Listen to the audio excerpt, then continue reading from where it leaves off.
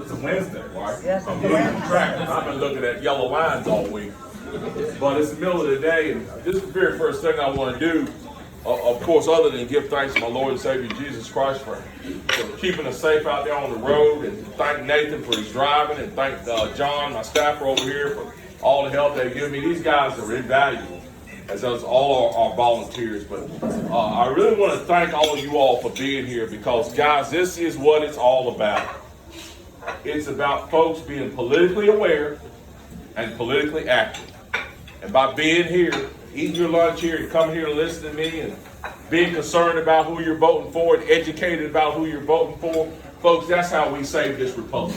It really is how we save this republic. So I appreciate all of you all being here at this meeting, coming out here, coming to see and to hear me, to make an informed decision on who you're going to vote for this position. But just let me just tell you a little bit about why I'm running for lieutenant governor. I'm going to make it real quick, folks. I'm running for lieutenant governor. Number one, I'm running for this position because I want to show people in this state, in this nation, that you don't have to be a Harvard or Yale grad. You don't have to have a bunch of letters behind your name. You don't have to have a bunch of millions in the bank to run for public office. The first requirement for running for public office should be that you're a person that loves the Constitution, loves your state, and loves your nation. That's number one. You should be a patriot of this nation. That's number one. And number two, the only other qualification is, of course, you be a legal citizen of this nation. A legal citizen. That's the only qualifications. Our founding fathers didn't draw out some qualifications and say, well, you got to be this kind of person and that kind of person. No, sir. As a matter of fact, the more diversity we have in the office of people who really love this country, the better. One of the things that's hurting our politics across the board, hurting our elected officials across the board, is we got too many people that are out of touch. We need some people that are in touch with the folks, that understand the people that they're supposed to be representing, so they can take their issues into those offices and try to do something about it.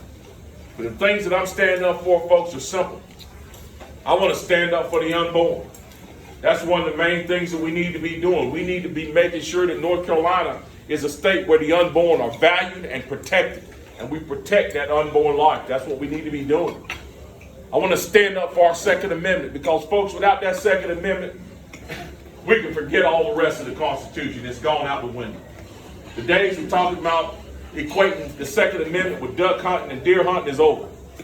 The Second Amendment was crafted by our founding fathers for one thing: to protect us from a tyrannical government and keep the government from having all the power. That's the only reason it was put in the Bill of Rights, was to make sure that we have a way to protect ourselves from our own government should it become tyrannical. And then right there in the middle, folks, of my platform is education. Education is where it all starts. All the ills that we see right now, the lack of respect for our Constitution, the misunderstanding of our Second Amendment, the lack of respect for law enforcement, the lack of respect for human life, it all starts in education. Right now in education, we are not teaching our children. We are indoctrinating our children. We have far too many social engineering programs going on in school. We need to wipe that away and replace it and put back solid conservative principles in education to teach children how to think, not what to think. And then finally, on the other end, we have our veterans. North Carolina should set itself for as a mission to set the gold standard for veterans care in this country. We did it with our tax code. And because we were willing to do it with our tax code, we were able to make ourselves the #1 business destination on the Forbes list. We came all the way up to #1. And why do we do it? Because we got busy. We put some conservative principles behind our economics, and we turned this state around. We can do the same thing with our veterans care. Form a team, put some principles behind it, get to work, and make sure that we give these men and women that have served our country, give them what they deserve. And then finally, folks, we need to start standing up for law enforcement. That has gone on far too long.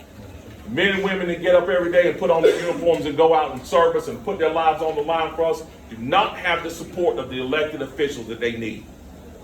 They feel embattled. They feel left behind. They feel disrespected. That has got to stop. We got to make sure that those men and women have the support they need coming from elected officials so they can effectively do their jobs, so that they can be proactive in fighting crime instead of reactive in fighting crime. So folks, that's what I'm standing up to. That's why I'm running for lieutenant governor. That's what I'm standing for. Win, lose, or draw, I will continue to fight for those principles, because I believe that if we fight for those principles and we make those principles the law of the land in North Carolina will be even better than it is now. I already think it's the best state in the nation, but we can certainly prove it if we can continue on the conservative path that we're on and continue to push those conservative agendas, which are conservative principles, which actually make things better. And that's the reason why I'm running, and I would certainly like all of you all support. Thank you all for being here. I'll stand for a few questions if you have any. Tell us a little bit about your background. Well, my working career, most of it was spent in manufacturing. I had actually 2 manufacturing jobs that were torpedoed right out from underneath me by NAFTA. The first one I left because the wages went down so low. Fortunately, that business is still there, but I had to leave because our wages were just pushed down too low. Our wages an hour went down too low. But the second job, which I worked at twice the time that I worked at the first, I worked there some 11 years. It was simply just torpedoed. They shut the plant down, moved the operations down to Mexico. 350 people there in High Point lost their jobs, many of whom had worked there for many decades. So I know the effect of that how bad federal policy can come right to your doorstep. But that's what I did most of my working career. I did that, worked in the restaurant business for a while, and there was a short period of time where I helped my wife operate a daycare center, which was, that was fun. Yes, sir. What prompted you to go in front of the Greensboro City Council? Although that's what your rise to fame was, and that's probably what most people here today for. Well, let me see. I'm gonna try to clarify that a little. Because we love it. Before I went before the city council, I was already very, very active politically, but only through social media. At that time, I was going to school and working full time. I was working at one of the places that would eventually be shut down. I was working at a place called Steelcase in High Point. I was working there full time, going to school full time. My plan was to become a history professor, college level. And when I gave that speech, I didn't even own a gun. I was simply making a plan to go to the Greensboro Gun Show to buy an AR-15. And I heard about Greensboro City Council. They were going to make this empty gesture of canceling the gun show because of what happened down in Florida, down in Parkland. Because this idiot in Florida decided he was going to shoot up his school. Our city council decided in all their wisdom that they would punish the law-abiding citizens of Greensboro and many around North Carolina who were coming to that gun show. So of course it made me mad. And eventually they decided to have a meeting.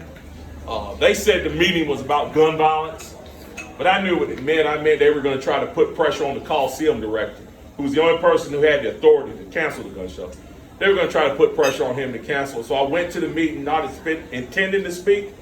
But guys, when you go into a room with a bunch of leftists that are spewing a bunch of lies and dribble, it's oftentimes very hard to stay silent. And I found it hard to stay silent that night, and I did not.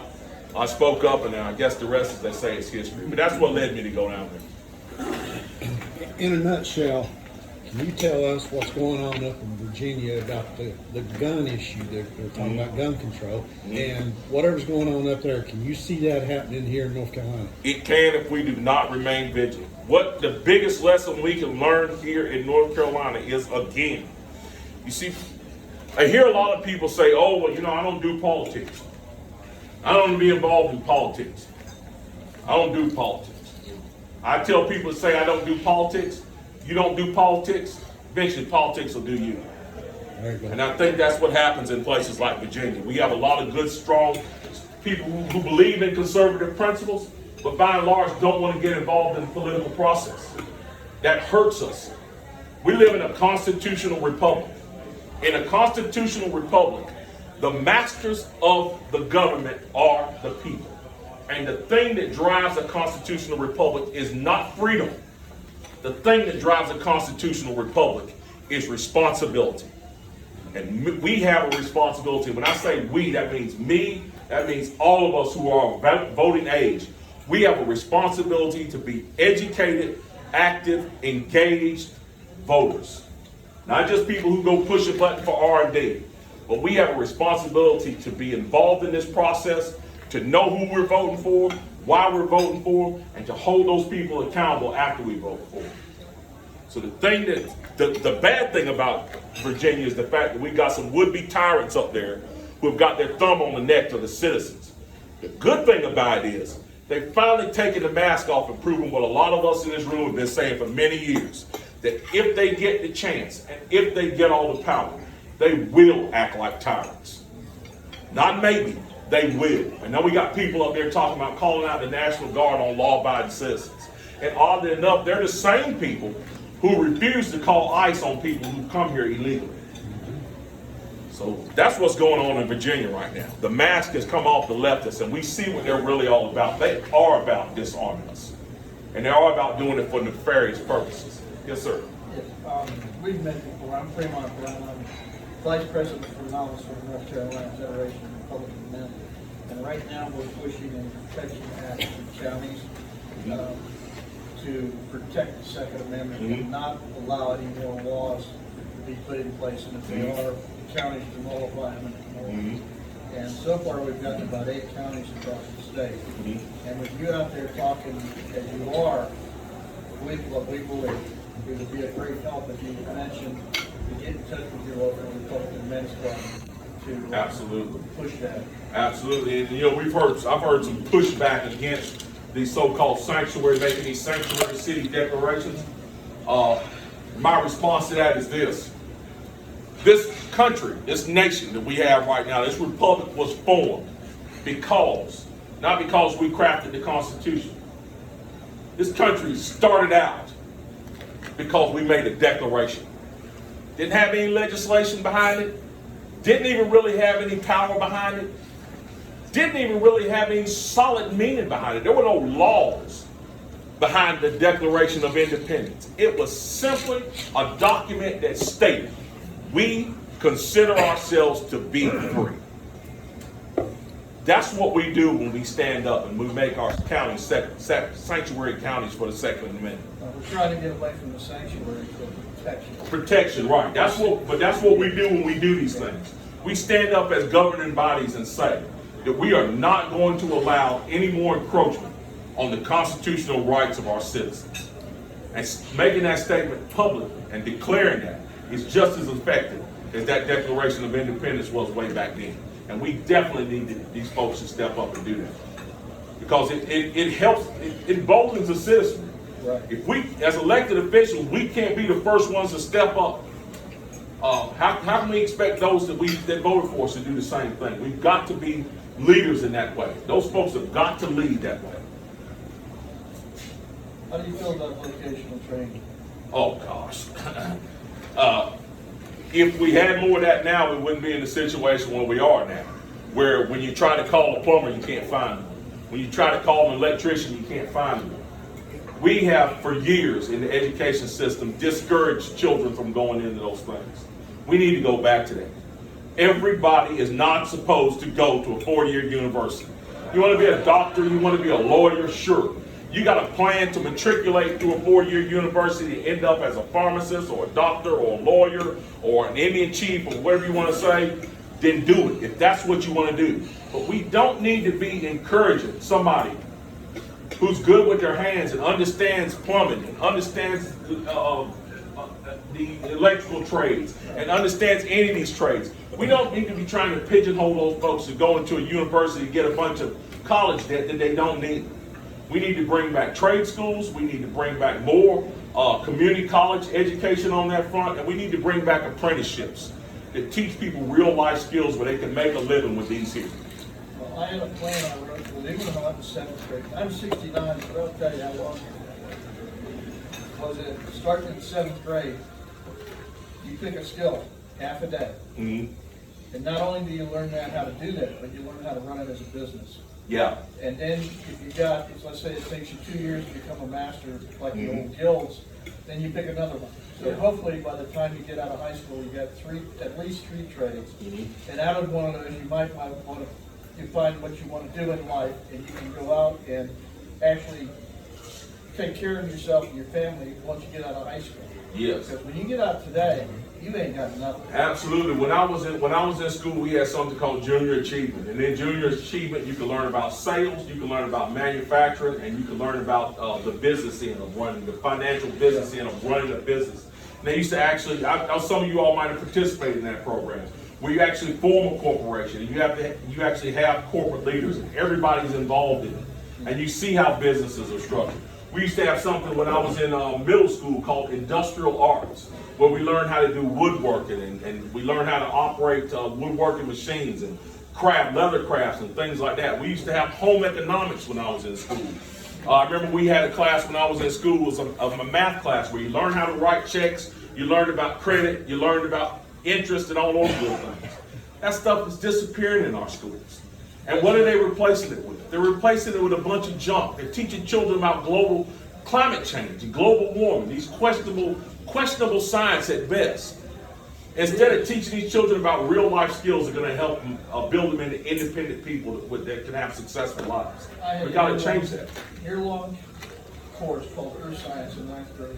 It counters everything that they're teaching today. Absolutely. False science. Absolutely. I was blessed when I was at UNCG, and I was a grown man, of course, but I was blessed I had a biology teacher who stood in front of the class. He was bold enough to stand in front of the class, and he told us, he said, a lot of your classmates here at UNCG in biology will be learning about climate change. He said, I'm going to teach you about climate change in the next 10 seconds. He said, climate change is a hoax. It's junk science, and I refuse to teach it. In this class, you're going to learn about biology.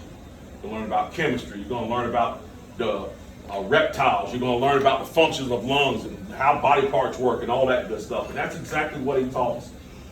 But other people, when I went into the labs, because we were all combined, I talked to those other students, and all they were learning about in biology was climate change. That's all they were learning about, just straight indoctrination.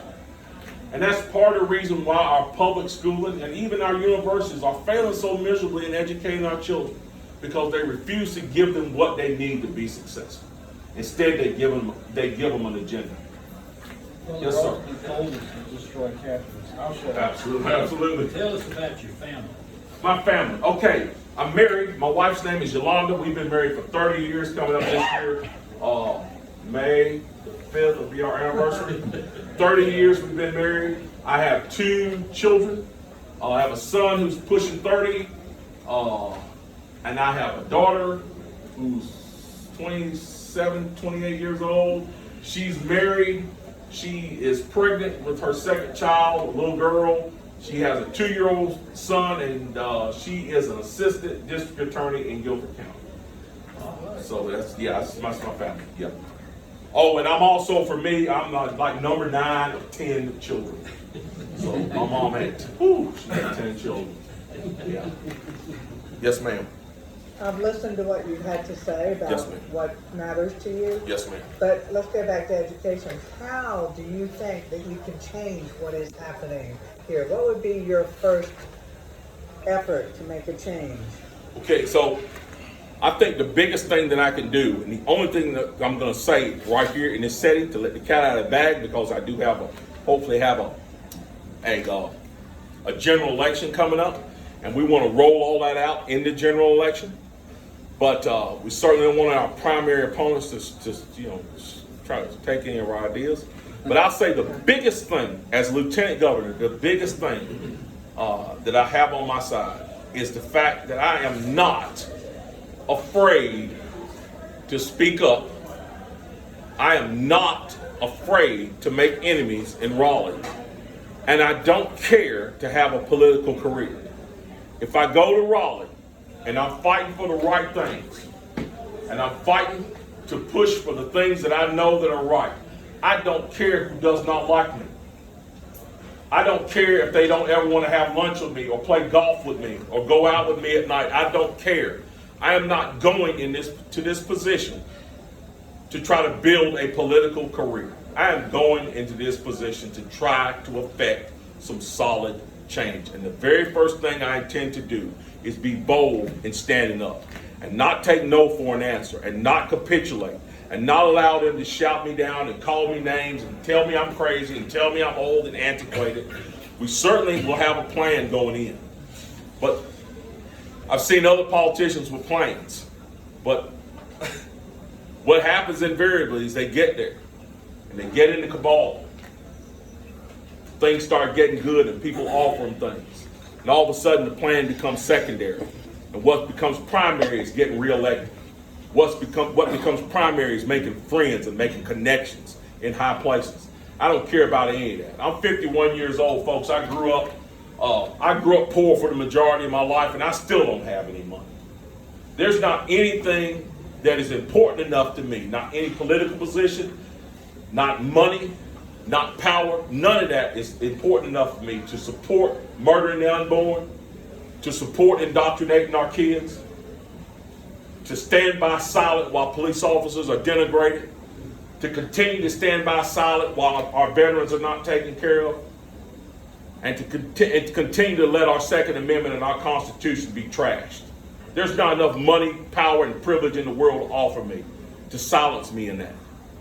And I believe that's the most important thing that we need right now. That's why the slogan for our campaign is patriots, not politicians, because that's what it's time for in this nation. It's time for people to stand up who love this nation, not love powerful positions and big cozy seats, but love this nation and love this state, and are willing to put their necks on the line for it. And that's exactly what I'm willing to do. Because trust me, there are a lot of other things I could be doing right now. I've had people offer me a lot of stuff. But the whole purpose of this from the very beginning from that speech was to stand up and do the right thing. And that's what I intend to do. What can Governor Cooper expect of you if you get elected? Well, he won't be there. Dan Forrest will. He can expect to stand outside with the rest of the elders and cry. That's what he can do. He can be mad. That's what he can do. Yes, sir. All right, guys, I'm going to let Nathan talk to you for a few minutes. Thank you very much for being here. Appreciate it.